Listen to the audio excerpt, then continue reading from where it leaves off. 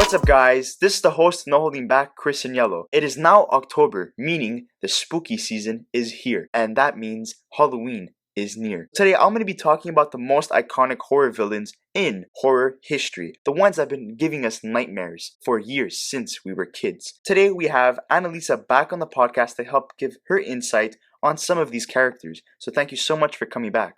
No problem. Starting off with the godfather of horror movie slashers, Michael Myers, the most popular slasher of all time. He first appeared in John Carpenter's 1978 Halloween alongside Jamie Lee Curtis's Laurie Strode. He is most famously portrayed by Nick Castle in the 1978 Halloween, as well in the 2018 remake or sequel to the original Halloween. He also appeared in Rob Zombie's Halloween movies, the first one and the second one, and that changed the character into a grizzled and serial killer, whereas in the original ones he's more of a ghostly figure hiding in the shadows. That's why he's referred to as the Shape. His signature weapon is a chef's knife. He also appeared in Halloween 2, Halloween 4, Return of Michael Myers, Halloween, Revenge of Michael Myers, Halloween, The Curse of Michael Myers, Halloween H2O 20 years later, Halloween Resurrection. Now he's been given another life in the modern day and age of horror movies by David Gordon Green, who's directing a complete trilogy, starting off with the Halloween 2018 version that I mentioned before, Halloween Kills in 2021 that was originally supposed to come out in 2020, and Halloween Ends in 2022. But he was not in Halloween 3, the Season of the Witch, but he did have a cameo on the TV screen. It showed a scene from the original 1978 Halloween movie. Across 10 movies, he has 121 kills. His origin is basically he killed his sister Judith with a kitchen knife on Halloween and escapes Smith's Grove Sanitarium on October 30th, 1978. He never speaks. He has been killed many times. He's been shot, stabbed, burned, hit by a vehicle, beheaded, and electrocuted, but has never really died. He doesn't feel pain, and he always comes back to life because he has the urge to continue killing. Jason Voorhees is the second character that we'll be talking about today. He has appeared in Friday the 13th. At the end of the movie, he is portrayed as a younger kid. He rises from the lake because he originally drowned at the start of the movie. Jason X, Freddy vs. Jason, Friday the 13th remake, Friday the 13th Part 2, and he dons a potato sack mask. So that was the first time we've seen him as Jason Voorhees, the adult version, but he didn't don the hockey mask yet. In Friday the 13th Part 3, the introduction of the iconic hockey mask was finally shown in that movie. And Friday the 13th, the final chapter, he's in that movie as well. Jason Goes to Hell, the final Friday, Friday the 13th Part 5, A New Beginning, Friday the 13th Part 6, Jason Lives, Friday the 13th Part 7, New Blood, Friday the 13th Part 8, Jason Takes Manhattan. The reason why in 2 or 3 of these pictures they did not mention Friday the 13th in the title, it's because there was a lawsuit and a legal battle for that title, and that's why they were going for Jason or Jason Voorhees in the title. He has a kill count of 157 people. His signature weapon is obviously the machete. His origin is basically he's a madman who haunts Camp Crystal Lake in order to avenge the death of his mother, Pamela, which he witnessed because he never technically died. He survived by eating and killing animals in the woods. So even though people thought he drowned, he literally didn't. He escaped a near-death experience and wound up somewhere on land and basically survived for all those years. The rumors of a potential remake are taking place in a winter setting. We don't know who's really attached into this project and who's going to portray Jason Voorhees in that movie, but it's something to look forward to in the movies. As well as in Friday 13 Part 5, A New Beginning, it's not Jason Voorhees portraying the killer. It's Roy Burns as Jason, which he's the father of a kid who was killed in the movie. Now moving on to Freddy Krueger, this is Wes Craven's first creation, and he's the spirit of a serial killer who has a gloved hand with razors to kill his victims in their dreams, which they die in real life as well once he kills them in their dreams. As you guys know, Johnny Depp was in the first movie. He's portrayed by Robert Englund, but not in the remake, which was obviously a disaster. In the dream world, Freddy Krueger is very powerful and almost basically unkillable. But when he's in the real world, he has the strength and vulnerabilities of a regular human being. His iconic clothing is basically the red and green striped sweater and his brown hat. His origin is basically that he was a child killer, possibly molester as well, I'm not too sure about that, who was killed by a mob of parents who burnt the building that he was staying at, which killed him. His spirit lived on, but left his body completely burnt as he was burnt in the building. His kill count is 42 people. The movies he was in: A Nightmare on Elm Street, the original,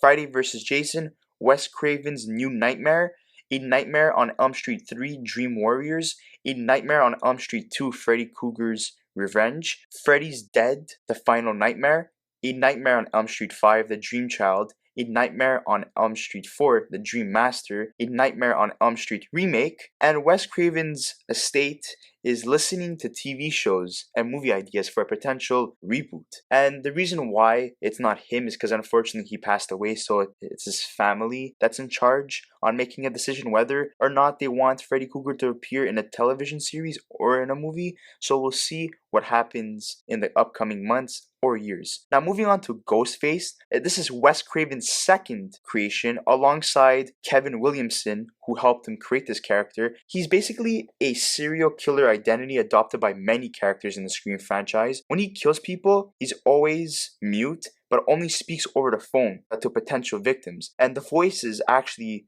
from Roger L. Jackson. He caused them to taunt him, to threaten them by using a voice changer to hide his identity. He was famously portrayed by Matthew Lillard, which was most famously known for the character of Shaggy in the Scooby-Doo movies, and Skeet Ulrich, which you know him as Jughead's dad in the Riverdale series. His arch nemesis is Sidney Prescott. His iconic costume is seen every year for Halloween. Signature weapon is an 8-inch hunting knife. His kill count is 42 kills, and Scream 5, or the Scream reboot, whatever you want to call it, has been announced to appear in theaters in 2022. Neve Campbell, Courtney Cox, David Arquette are set to reprise their roles, and part of the new cast, Jenna Ortega from You, Season 2, Selena Gomez is rumored to appear in it, Jack Quaid from The Boys, and Dylan Minnette from 13 Reasons Why is set to appear in this movie. And now moving on to Chucky. Okay, well, Chucky, also known as Charles Lee Ray, which is what his name was when he was alive,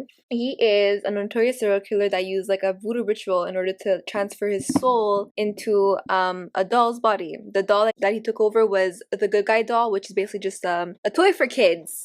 And he would try to use that doll to possess other human bodies. He is one of probably the most recognizable horror movie icons, as it's very, very hard not to know who Chucky is. Hello, it's a redheaded doll. He was created by writer and director Don Mancini, as well as John Lafia and Thomas Lee Holland, not Spider-Man, but the old guy. Okay, the screenwriter. Chucky was portrayed by Brad Dourif in both live action and voiceover. So when Charles Lee Ray was alive before he transferred his soul over, that was Brad Dourif, and then when he was in the doll, the voiceover was also by Brad Dourif. But in the 2019 remake, it was Mark Hamill. Chucky is seen in movies like Child's Play 1, 2, and 3, The Bride of Chucky, and The Seed of Chucky, as well as The Curse of Chucky, and The Cult of Chucky. All those movies were voiced over by Brad Dourif, and then the remake, as I said, was Mark Hamill. But the friendly version of Chucky, so I'm assuming what they mean by that was the good guy,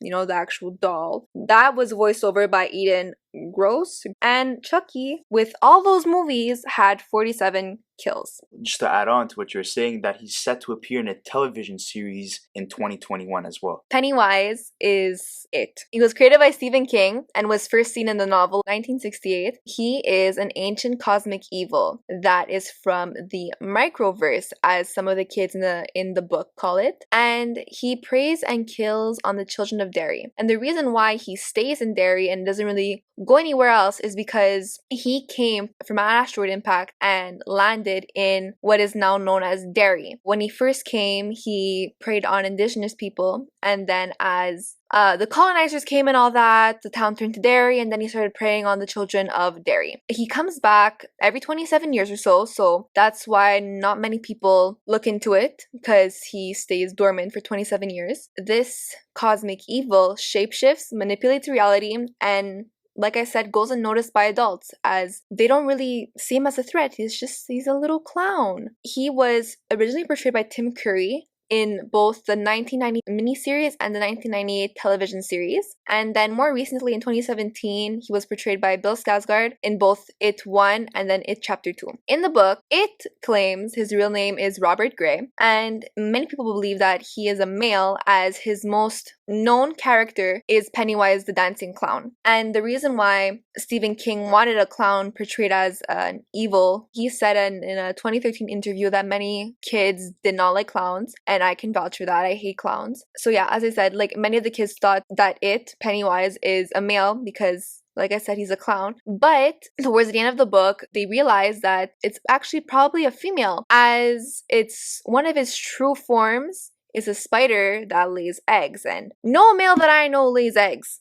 No male spider lays eggs. But as many people die, Bill, one of the characters who survives, claims that the true form of it is actually the Deadlight, which is a destructive orange light. But many people don't really see this as a threat, as they kind of just look at this pointy sharp teeth and get scared of that. It's said to believe that the kill count for Pennywise is around 577 to 611 kills, as, you know, he's been around for a while. Now, moving on to Hannibal Lecter, or Dr. Hannibal Lecter, we first see him in the novel series by Thomas Hams. He is a respected Baltimore forensic psychiatrist, but he has a dark side to him. He is a serial killer who also happens to be a cannibal. Dr. Hannibal gets caught by Will Graham, who is also his arch nemesis. Will uses him as a consultant for the FBI in order to help assist them with finding other serial killers. Later on in life, Hannibal meets Clarice Starling, who is going after Buffalo Bill, and Hannibal also helped Will capture and kill the Red Dragon, which is Francis Dollarhide. He appeared in The Manhunter, which originally was portrayed by Brian Cox. In The Silence of the Lambs, Red Dragon, and Hannibal was portrayed by Anthony Hopkins. And in Hannibal, the TV series, the person who portrayed him was Mads Mikkelsen. And then Gaspar Vale, Hannibal Rising. The kill count for the TV show was 62 people, and in the movies, I believe altogether was 28. He is also very iconic for his blue jumpsuit as well as his muzzle. Now, moving on to the last character we have today,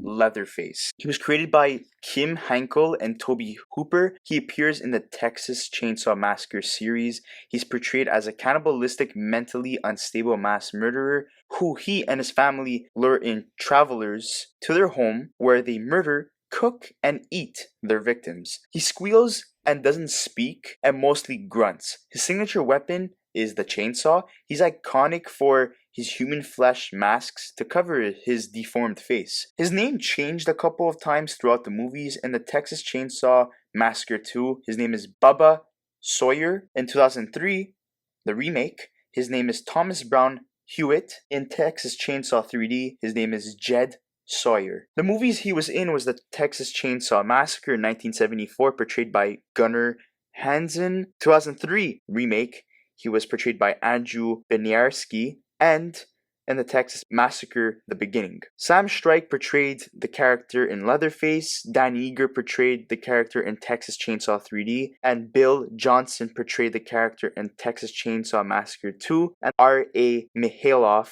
in Leatherface, the Texas Chainsaw Massacre 3. And now in 2021, the Texas Chainsaw reboot or sequel to the original one, whatever you want to consider, there's been multiple rumors going around about the plot, is basically about the older version of Leatherface. He's going to be in his 60s, but apparently it's been so bad that they have to reshoot the movie once again. So I just wanted to say thank you so much, Annalisa, for coming on the podcast today, and I wanted to know if there's anything else you would like to say. No, I think that's pretty much it.